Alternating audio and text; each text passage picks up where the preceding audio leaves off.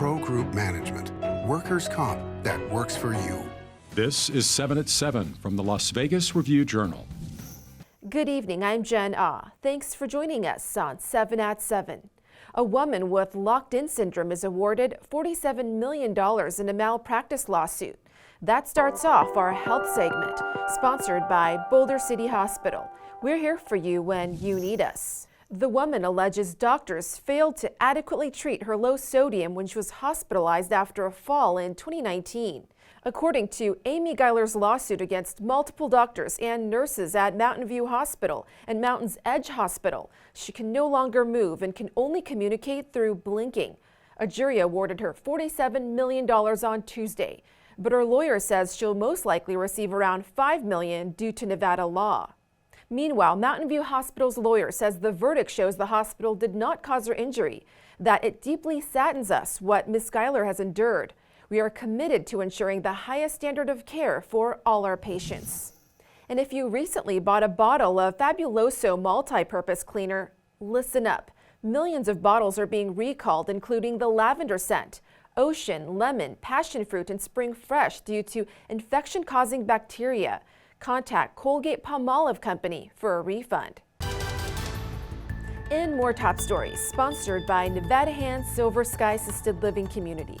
Learn more at nevadahand.org. An ex-Las Vegas lawyer who once bilked clients totaling 6 figures is now accused of stealing from kids. Police say Jeannie Metzger, also known as Jeannie Winkler, made 10 purchases using money from the Tonopah High School's rodeo club account in Nye County, totaling around $3,000. This comes after she pleaded guilty to theft in 2016 and served 2.5 years in prison for stealing $140,000. Over in Henderson, the city council votes to ban evaporative cooling systems, which means developers will have to opt for more water-efficient air conditioners. Officials say the goal is to conserve water. This affects permits starting next year in February. Places with evaporating cooling systems already in place won't be required to change. In business, sponsored by Bank of Nevada, Bank on Accountability. A North Dakota Tribal Nation called the 3 affiliated tribes is in the process of buying a shuttered motel, potentially expanding its strip holdings. County records show an agreement to purchase the former White Sands Motel for $10.25 million. The 1-acre parcel surrounded by the former Route 91 Harvest Festival site, also acquired by the Tribal Nation last year. The sales hearing is set for March 23rd. And Wynn Resorts is making better moves in their fourth quarter earnings, while MGM Resorts predicts new records in hotel revenue with March Madness approaching. Review-Journal's Renee Semmerauer explains. Well, MGM Resorts International officials say a steady return of convention business, domestic leisure travel, and the Lunar New Year at MGM China is propelling the company into a new year with strong momentum. MGM reported Wednesday earnings of $3.6 billion for the quarter that ended December 31st. Earnings resulting from the Cosmopolitan of Las Vegas, the closure of the Mirage's sale to Hard Rock International for $1.1 billion, and increased local business and travel activity. For the Wynn Resorts, their quality product at a premium price in Las Vegas and Boston led to its first profitable quarter since the pandemic. The strong North American results offsetting a weak performance in Macau.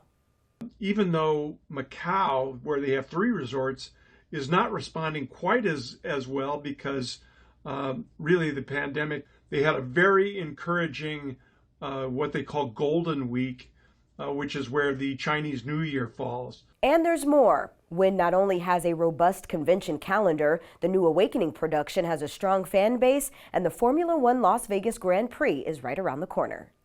Vegas Nation, brought to you by Station Casinos STN Sports. Download the app today. Today in Scottsdale, the Las Vegas Super Bowl committee met with ESPN crew members to get specs for their stage they use for their daily shows when they're out in Super Bowl week.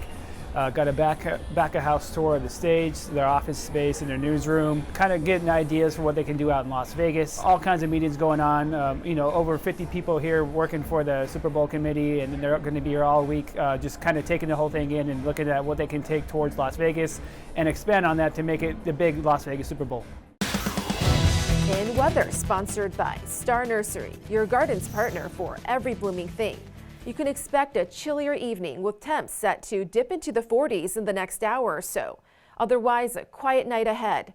On Friday, enjoy the sun while it lasts. The forecast shows blue skies with a high of 61 and low of 40 degrees. Then some cloud coverage for your weekend with some winds blowing on Sunday. The sun returns briefly on Monday before a storm front moves through on Tuesday with a chance of some showers and gusts. More winds on Wednesday, then Thursday back to sunny skies. Here's the latest in sports. The Runnin' Rebels completed the regular season sweep over Wyoming with a 69-59 road win on Wednesday night. E.J. Harkless made a season-high 5 three-pointers and led all scorers with a career-high tying 33 points. UNLV improves to 16-8 overall and 5-7 in Mountain West play.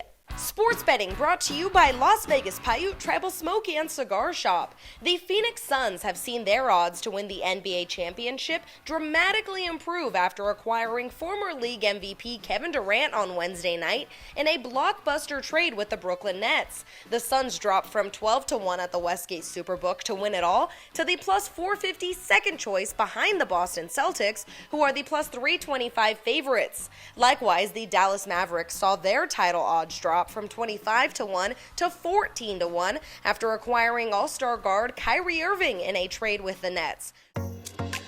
In entertainment, sponsored by Arizona Charlie's, has live entertainment every weekend at both locations. Go to ArizonaCharlies.com to see who's playing. If you're looking for double the fun, look no further than the tap dancing twins, Sean and John Scott. Now, this is an adults-only show as these twins perform during the burlesque portion of the variety show, Absinthe.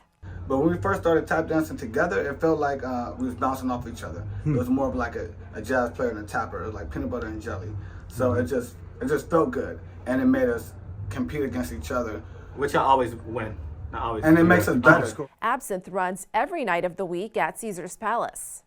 And for you pizza lovers, you have a great excuse to chow down on more slices today. February 9th is National Pizza Day. A number of local joints are offering specials, including Trattoria Reggiano, where all pies are 50% off at their downtown Summerlin location. Thank you for watching 7 at 7. If you have a Roku device, just search Review Journal to download our channel. Watch Las Vegas breaking news streaming live on your OTT device.